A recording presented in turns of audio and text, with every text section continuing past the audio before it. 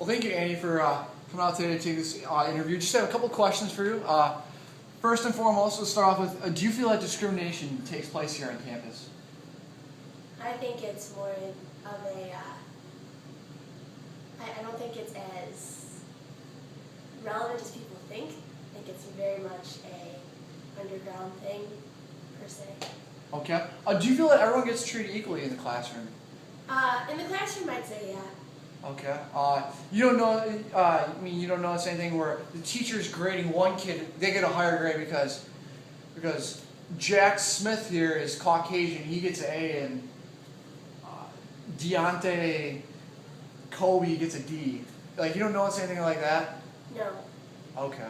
And I don't know if maybe that's because I'm the kid getting discriminated against or not getting discriminated against. I don't really ask people what their grades are. That's a fair point.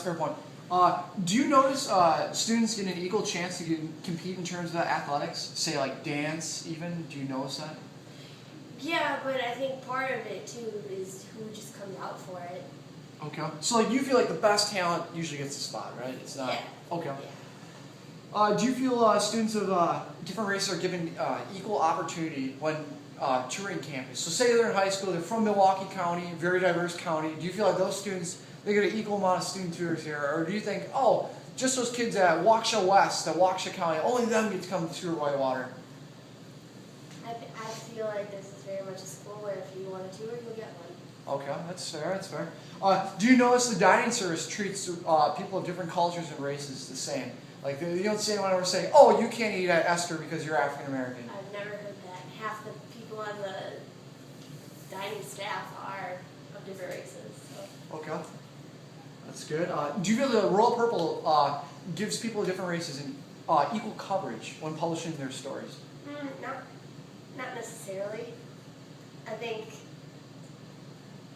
the only way that happens is if there's like a big story for like basketball or football and they just happen to be. You don't feel as if like, hey, I read the paper, oh, police report, it's just diverse cultures, no Caucasian people. Oh, the pictures of people in the paper. Oh no, there's Caucasian people on that police report. All right. Have you ever witnessed harassment of students or a student or different students? Not as much harassment as like I hear people talk and say like.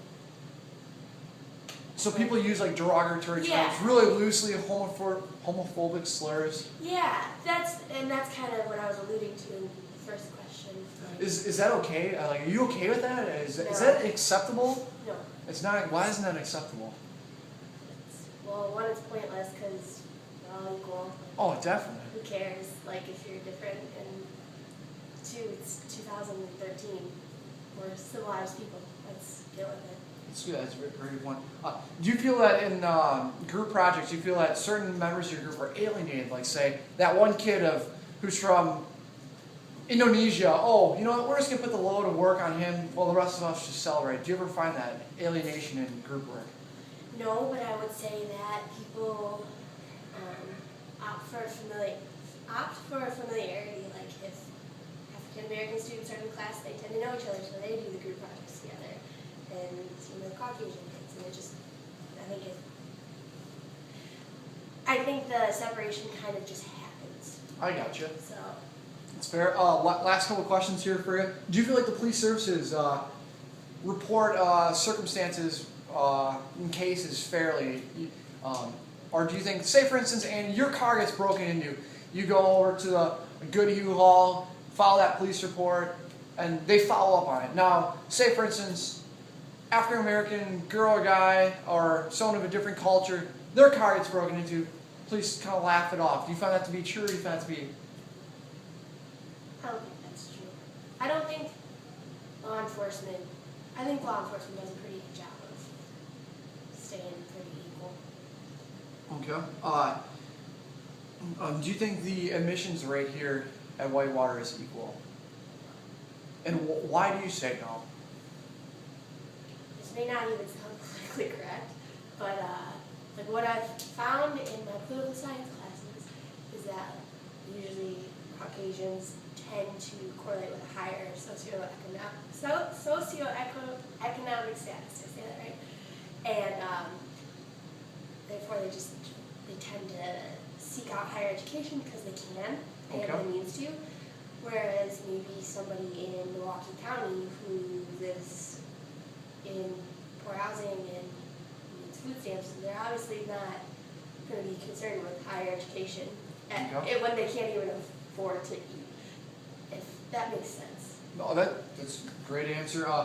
Final two questions. Are fraternities and sororities fair when presenting people of different races and cultures opportunity to join their organization? I'm not a part of the Greek system, but from what I know and how they present themselves, there's like the different cultural fraternities and sororities, and then there's just like, I don't want to say the regular, but the ones that aren't cultural, I don't tend to see diversity there, but I don't know what goes on.